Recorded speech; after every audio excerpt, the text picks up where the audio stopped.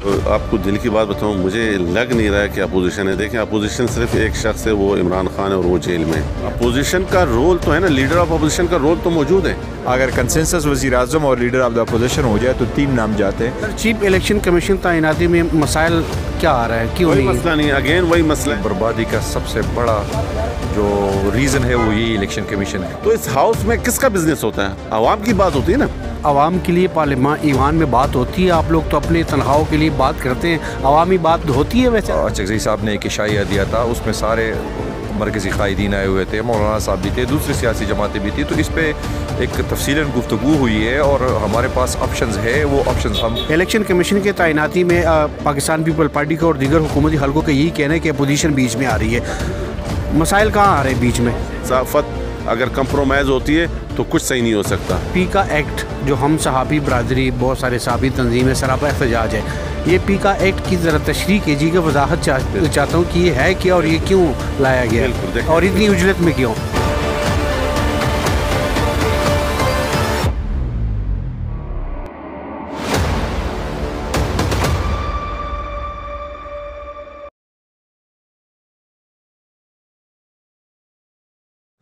बिस्मिल्लाहिर्रहमानिर्रहीम। अस्सलाम वालेकुम नाज़रीन, मैं हूं इब्राहिम और आप देख रहे हैं लब आज़ाद टीवी। पार्लियामेंट हाउस में मौजूद हूँ और आगा रफ़ीउल्लाह साहब हमारे साथ मौजूद है। पाकिस्तान पीपल पार्टी में ये खसूसियत और ये हैसियत है कि हम उनको गाड़ी से उतारते हैं और स्पेशली हम पकड़ के ले आते हैं और ये टाइम दे देते हैं। उन लोगों का बहुत बहुत शुक्रिया। सर, आपका आगा साहब, आपका बहुत बहुत शुक्रिया। ना क्यों, हमारा काम है। और आप देखें, सेम मेरी तरह आप भी हैं, तो आप इतना अहम काम कर रहे हैं, तो हम एनी टाइम आपके इस प्रैक्टिस को और आपके काम को सराहते हैं। हम समझते हैं कि जमहूरियत का एक पिलर है सहाफ़त, तो साफ़ी हमेशा हमारे दिल के नज़दीक है। हुक्म सर, सियासत में हर पे आखिर तो है नहीं, मुज़ाकरात के दरवाजे कभी बंद नहीं होने चाहिए, लेकिन लग रहा है कि अपोजिशन के साथ मुज़ाकरात के दरवाजे बंद हो गए, अपोजिशन के लिए बंद हो गए या हुकूमत ने बंद कर दिए?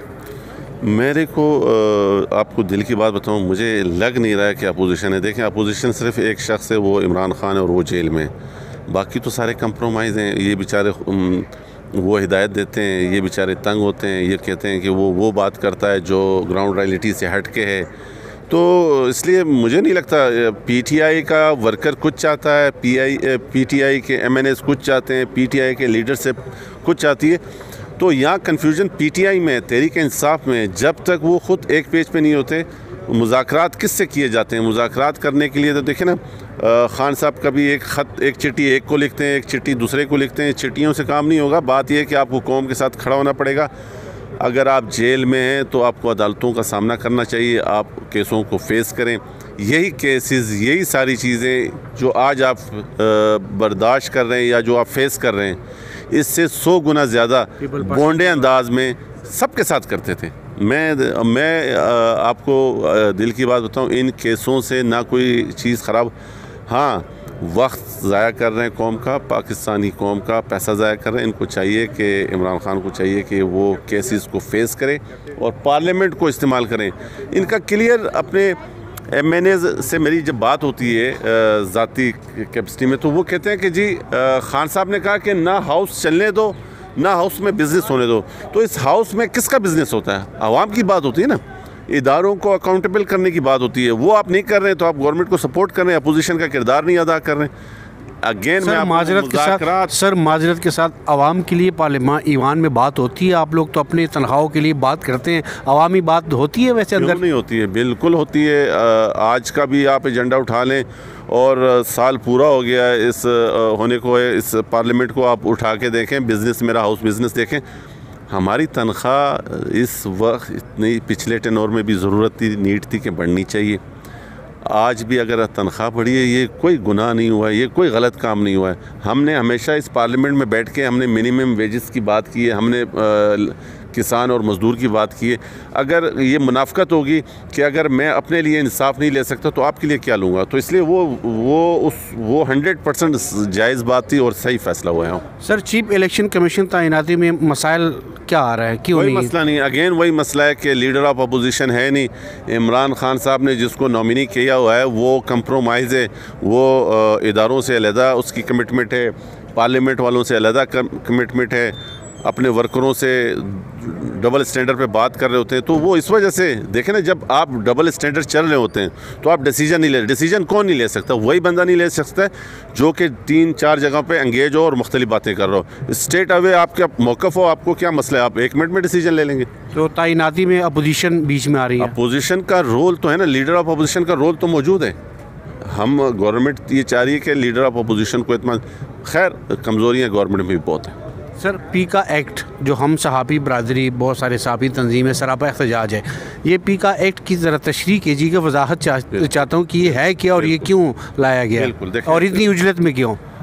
सबसे पहली बात तो ये कि उजलत में आया है, जो कि नहीं आना चाहिए। लेकिन मेरा एज ए पॉलिटिकल वर्कर एक स्टांस ये है कि हमें अपना मौक़िफ़ वक्त, आलात और पोजीशन के साथ नहीं चेंज करना चाहिए। जब ये पीका एक्ट आ रहा था और अमजद नियाज़ी उस टाइम मेंबर थे, अमजद नियाज़ी साहब इसको लेके आ रहे थे, उस टाइम इंटीरियर कमेटी में हम थे, हमने इसकी मुखालफत की थी और उस टाइम बहुत चेंज था। फिर उसके बाद जब ये गवर्नमेंट लेके आ रही थी, ये वो शक्ल आपके पास नहीं आई है। फिर उसके बाद पाकिस्तान पीपल्स पार्टी ने इस पर बहुत सारी चीज़ें चेंज करवाई हैं। तो गवर्नमेंट की उजलत भी समझ से बाहर है और गवर्नमेंट की ये बात भी समझ से बाहर है कि वो स्टेक होल्डर्स को क्यों एतमाद में नहीं लेती। पीका एक्ट में बहुत सी चीज़ें गलत हो सकती है, लेकिन ये वक्त की ज़रूरत है, ये कानून साजी होनी चाहिए। किसी को ये इख्तियार नहीं है कि वो मेरी पगड़ी उछाले, किसी को ये इख्तियार नहीं है कि वो मेरी इंसल्ट करे, किसी को ये इख्तियार नहीं है कि वो किसी की तजलील करें। सहाफ़त, मैंने अगेन आपकी इंटरव्यू में पहले कहा कि जमहूरियत में एक मेन पिलर का रोल अदा करती है। बिल्कुल हमारा सतून है। हम समझते हैं कि सहाफ़त अगर कंप्रोमाइज़ होती है तो कुछ सही नहीं हो सकता। सहाफ़त पे कंप्रोमाइजिंग नहीं मानते, लेकिन सहाफ़त के आड़ में लोगों की तजलील और बेइज्जती करना, ये भी हमें कबूल नहीं। आगा साहब आपका बहुत बहुत शुक्रिया, thank you so much, thank you. Sir election commission की तैनाती में हुकूमती हलकों का यही कहना है कि अपोजिशन बीच में मसला क्रिएट कर रहे हैं और अपोजिशन बीच में आ रही है। असल जो मसला ये है क्या? हुकूमत को छोड़े सर, ये इलेक्शन कमीशन ही इस वक्त पाकिस्तान की बर्बादी का सबसे बड़ा जो रीज़न है वो ये इलेक्शन कमीशन है। 8 फरवरी को जो इंतखाबात हुए थे 2024 में, कौन सी सियासी पार्टी है जो इस इलेक्शन को लेजिटिमाइज़ करती है या इस इलेक्शन को मानती है? नोबॉडी। तो इशू ये है कि एक प्रोसेस है इलेक्शन कमीशन की तैनाती का, और ये तो तय है पहले से कि हुकूमत का नाम हम नहीं मानेंगे। ठीक है, और क्यों माने? क्योंकि हम तो इसी इलेक्शन कमीशन ने इस हुकूमत को ये फ़ायदा पहुँचाया है और इनकी जो हुकूमत चल रही है तो इसी इलेक्शन कमीशन की एक्सटेंशन के ऊपर चल रही है। और हमें तो ये ख़दशा ये है कि ये कोई नया नाम देने के बजाय इस पुराने अपोजिशन जमातों के पास कोई तजवीज़ है नाम के हवाले से? अपोजिशन जमातों का कल एक इजलास हुआ था, अचकज़ई साहब ने एक इशाया दिया था, उसमें सारे मरकज़ी क़ायदीन आए हुए थे, मौलाना साहब भी थे, दूसरी सियासी जमातें भी थी। तो इस पर एक तफसीलन गुफ्तगू हुई है और हमारे पास ऑप्शंस है, वो ऑप्शंस हम हुकूमत के सामने रखेंगे कि जो प्रोसेस है जिसमें अपोजिशन के मेंबरान भी होंगे, वो गवर्नमेंट के मेंबरान भी होंगे, वो मिल बैठ कर जो भी तय होगा तो उस एक प्रोसेस के तहत होगा। ये तो नहीं है कि हुकूमत हमें डिक्टेट करेगी। सर बहुत बहुत शुक्रिया। सर इलेक्शन कमीशन के तैनाती में पाकिस्तान पीपल पार्टी का और दीगर हुकूमती हलकों का यही कहना है कि अपोजिशन बीच में आ रही है। मसाइल कहाँ आ रहे हैं बीच में इलेक्शन कमीशन की तैनाती में? देखो, इलेक्शन कमीशन की तैनाती का प्रोसेस जो शुरू होना है आईनी तौर पे, अभी तक वो प्रोसेस शुरू नहीं हुआ। वो शुरू ऐसे हो जाता है, पहले कमेटी बनती है और कमेटी में नाम आ जाते हैं।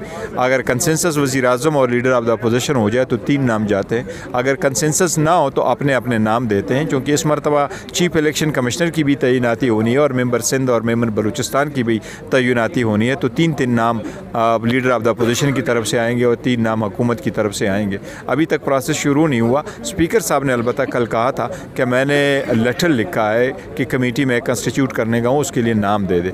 तो अगर स्पीकर का लेटर मिला तो फिर इंशाल्लाह नाम देंगे और इस तरह प्रोसेस शुरू हो जाएगा। सर बहुत शुक्रिया, thank you so much, thank you.